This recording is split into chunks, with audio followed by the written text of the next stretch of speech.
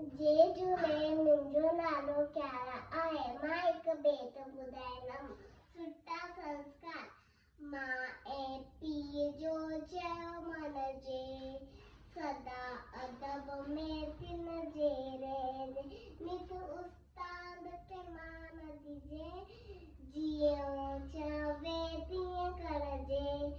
भाउ ऐं भेण सां रखिजे प्यार, तिन सां न कजे टकरार। सवेल सुम्हिजे सवेल उथजे, अवल घणीअ जो नालो गिणजे। कूड़ न चइजे ॾिजे नगार, सह चूराए ॾिजे नगार। इन नसीहत ते जो हलंदो, मां